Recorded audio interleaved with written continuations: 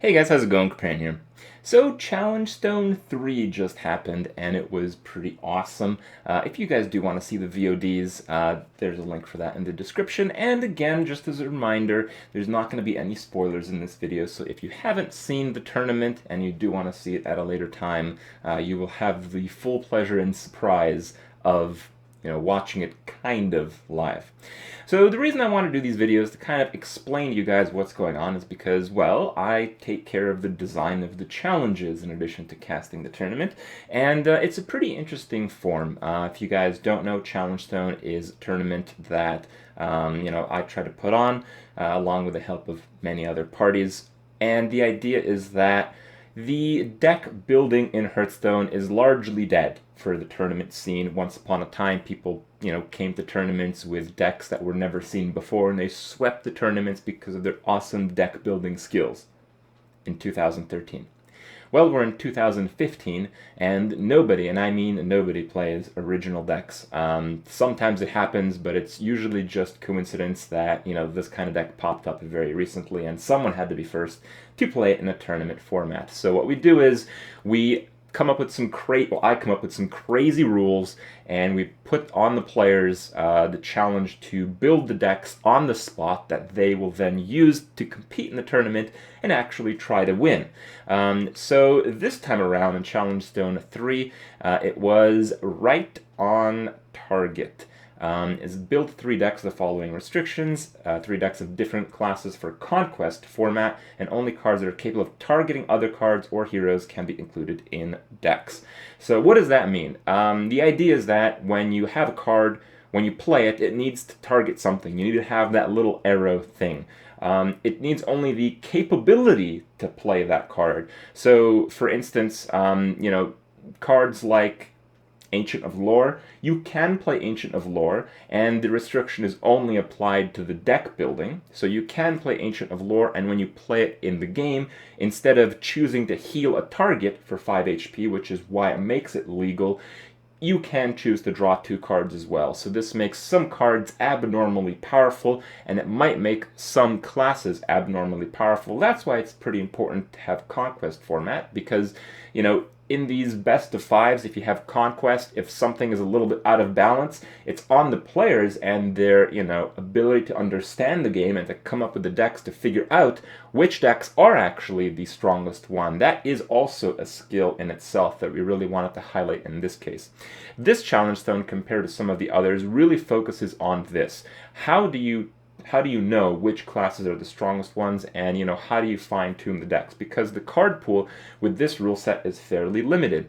Most creatures that you can play in this type of format are battlecry creatures. There are like pseudo battlecry creatures that are just not battlecry. Those involve combo creatures and cards, and they also involve choose abilities. So Ancient of Lore, for instance, is a choose ability. So yeah, there's not that many creatures. There's a very few like legendaries. There's not too much that you can do, but because the card pool is so shrunken down, it's kind of difficult to actually play too aggressive of a deck, because you won't have that really high card quality in the early game, which really defines them. So you naturally just have to have some kind of mid-range deck, and it seems like some classes maybe are a bit more powerful. I don't have the decks for you guys. They weren't really very good, to be honest. The players in the tournament in this time really surpassed what I came up with. In my trial run to see how much time these players should get, ended up being 20 minutes in this case. I ended up going with a Druid deck, a Warlock deck, and a Paladin deck. Somehow I missed Priest, because Priest, it seems like a pretty good class. It was the highest picked class, and it's just, while it doesn't have cards that are, ridiculously overpowered, it does have just a high quantity of cards, which is very important in a format that limits the card pool so heavily. I picked Druid. I thought Druid was the most powerful because of the choose mechanics, but some of the players in the tournament really came up with decks that had combo potential, and, you know, really surpassed what I thought was possible originally. So big props to them. Certainly check out the tournament for that. And of course, you know, the idea behind making these type of videos, making these type of tournaments, is so you guys, on one hand, get to think about some really cool interactions in Hearthstone. You get to see some high-level play of very unusual interactions, and also you guys are absolutely welcome to try these formats with your friends. The format itself, for the penalties, if players did include cards that did not have the targeting mechanic, you have to go off a list. In this case, the list actually includes some pretty good cards. On one hand, it has to include some pretty good cards because, well, there's just not that many cards. But on the other end, I didn't really want players to feel that punished. So, you know, we see here, if you have like two, I don't know, River Crocs that obviously don't target anything, well, you're going to take those out and you're going to put in two Faceless Manipulators. And Faceless Manipulator doesn't seem like that bad of a card. It's just that it kind of is, because most creatures aren't very big, and the few that are pretty big are usually big enough to get hit by Big Game Hunter, which is legal, or they're big enough to get hit by a Abusive Sergeant, and then Big Game Hunted, which is also legal. So this type of format really, really promotes removal. So it's very difficult to actually put a card on the board that will stick. Once you do that, you know, you'll be in pretty good shape, but also, you know, your opponent can just remove it. So if you don't have a high quantity of minions, it's pretty easy to remove as well.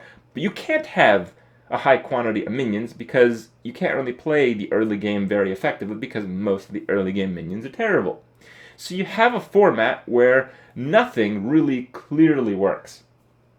What we learned after seeing the players play, after messing around with the decks, in hindsight, that Warlock seemed to be one of the most powerful classes, if not the most powerful class, just because it's the only one that can kind of circumvent this.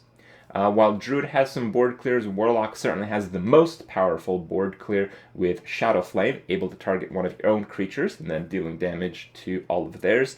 But also cards like Implosion really sets up that situation when there's a lot of minions and you do damage. So it's just a card that's just really overpowered in the general sense. But in the case where there's no board clear and most people are playing mid-range, it's particularly powerful, as well as Bane of Doom that allows for some really, really crazy interactions.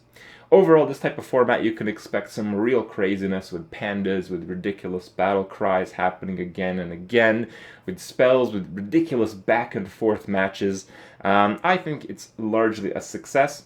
I hope you guys enjoy the tournament. I hope you guys enjoy the idea. And, well, you know, please share what you guys think. If you guys have maybe some more interesting ideas, maybe we'll use it in Challengestone 4. I'm really glad that this type of tournament has been somewhat influential. We've seen other similar tournaments pop up in very similar fashion, as well as, you know, captivating the interest of so many people who really desire this type of competitive play. Because Hearthstone, some people really like to play the version that, you know, you refine very specific cards, you play in a very specific way.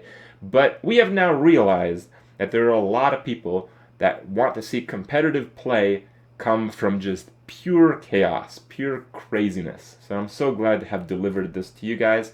Hope you guys enjoy it, and I'll see you guys next time.